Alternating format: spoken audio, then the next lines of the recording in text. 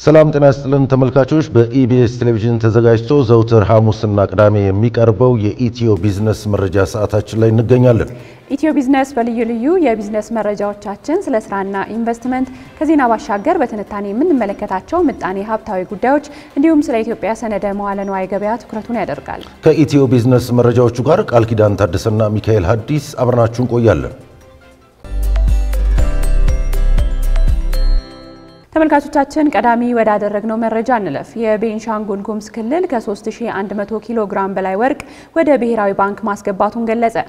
ክልሉ በተያዘው በጀት ዓመት 9 ወራት ከ3100 ኪሎ ግራም በላይ ወርቅ ወደ ብሔራዊ ባንክ ማስገባቱን ነው ያስታወቀው።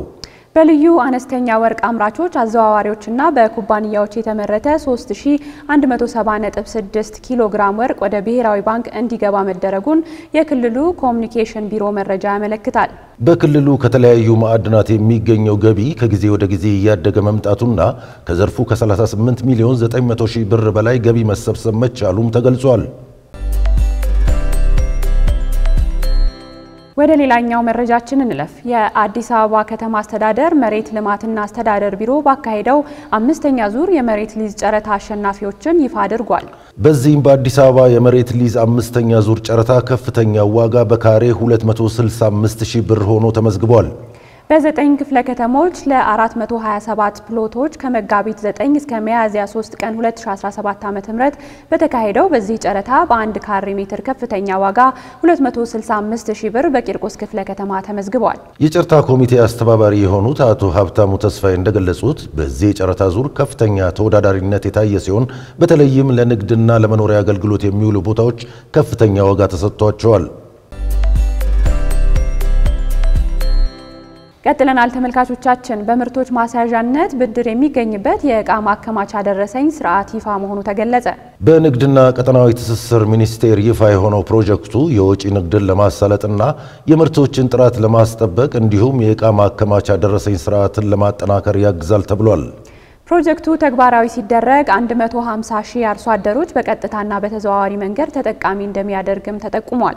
የንግድና ቀጠናዊ ትስስር ሚኒስትር ደኤታ ያስሚን ሞሃብ ረቢ የዕቃ ደረሰኝ ስርዓት ትግበራው ምርትና ምርታማነትን የሚያሳድግ ኢኮኖሚያዊና ማህበራዊ ግንባታው ከፍ ያለ አርሶ አደሩ ለግብዓት ለሚያወጣው ወጪ ተመጣጣኝ ገቢ እንዲያገኝ የሚያስችል መሆኑን አስታውቀዋል። በድህረ ምርት 30 በመቶ ምርት እንደሚባክን በማስታወስም በአግባቡ በመጋዘን መቀመጡ ይባክን የነበረው ምርት እንዲቀንስና አስፈላጊው ጥራት እንዲጠበቅ እንደሚያስችል የተናገሩ ሲሆን የኢትዮጵያ ንግድ ባንክን ጨምሮ ለጊዜው 5 ባንኮች እየተገለገሉበት እንደሚገኝና በቀጣይ እየሰፋ እንደሚሄድም ገልጸዋል። ኢትዮጵያ የኢንቨስትመንት ተሳትፏቸውን እንዲያሳድጉ ለቻይና ባለሀብቶች ጥሪ ያቀረበች። የቻይና ባለሀብቶች በመጪው ግንቦት 4 እና 5 2017 ዓ.ም በሚደረገው የኢንቨስት ኢን ኢትዮጵያ ፎረም ላይ እንዲሳተፉ ጥሪ ያቀረቡት የኢትዮጵያ ኢንቨስትመንት ኮሚሽን ኮሚሽነር ዶክተር ዘለቀ ተመስገን ናቸው። በኢትዮጵያ ኢንቨስትመንት ዘርፍ ቻይናውያን ባለሀብቶች ቀዳሚ መሆናቸውን ኮሚሽነሩ ጠቅሰው አሁን ላይ ከ3500 በላይ ቻይናውያን 9.5 ቢሊዮን ዶላር ፈሰስ በማድረግ በኢንቨስትመንት እንደተሰማሩም ጠቁመዋል። ይህ የተገለጸው ኮሚሽነሩ ዶክተር ዘለቀ ተመስገን ከቻይና ሕዝብ የፖለቲካ ምክክር ጉባኤ ብሔራዊ ኮሚቴ ምክትል ሊቀመንበርና ከቻይና የኢንዱስትሪና የንግድ ፌዴሬሽን ሊቀመንበር ጋኦ ዩንሎንግ ከተመራ ልዑክ ጋር በጽህፈት ቤታቸው በተወያዩበት ወቅት ነው። ዘገባው የኢትዮጵያ ዜና አገልግሎት ነው።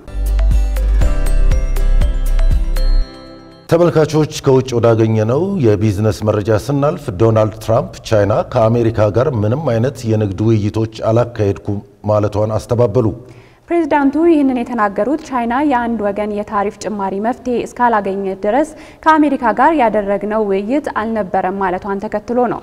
የቻይና የንግድ ሚኒስትር ቃል አቀባይ ሂ ያዶንግ ከአሜሪካ ጋር ምጣኔ ሀብትንና ንግድን በተመለከተ የደረስንበት ምንም አይነት ስምምነት የለምም ብለዋል።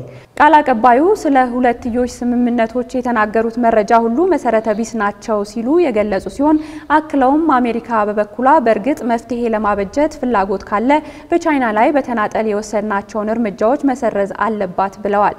ዶናልድ ትራምፕ እና የገንዘብ ሚኒስትራቸው ስኮት ቤሴንት በዚህ ሳምንት መጀመሪያ ላይ ከቻይና ጋር ያሉብንን ውጥረቶች ለማርገብ እድሎች ይኖራሉ ማለታቸው ይታወሳል። በዚህ ወር መጀመሪያ ላይ አሜሪካ በቻይና ምርቶች ላይ የጣለችውን 145 በመቶ ታሪፍ ጭማሪ ተከትሎ ቻይናም ወደ አሜሪካ በሚላኩ የማዕድን ምርቶች ላይ ከፍተኛ ቀረጥ መጣሏ ይታወቃል። የቻይናው ከፍተኛ የምጣኔ ሀብት ባለሙያ ዩኢሱ የዶናልድ ትራምፕ ተለዋዋጭና ያልታሰቡ የንግድና ምጣኔ ሀብታዊ ፖሊሲዎች ስምምነት ላይ ለመድረስ አላስቻሉንም ነው ያሉት። አሜሪካ በቻይና ላይ የጣለችውን የታሪፍ መጠን ወደ ቀደመው 20% መመለስ አለባት የሚለው ጉዳይ ከቻይና በኩል ሊቀርብ የሚችል የመደራደሪያ ነጥብ ሊሆን ይችላልም ተብሏል። አሜሪካ በሀገር ደረጃ ለቻይና ቀዳሚዋ የንግድ አጋር መሆኗ የሚታወቅ ሲሆን ነገር ግን ካለፉት በርካታ ዓመታት ወዲህ በቀጠና ደረጃ የደቡብ ምስራቅ እስያ ከቻይና ጋር የንግድ አጋርነት በመፍጠር ከአውሮፓ ህብረት በላይ ብልጫውን ወስዷል።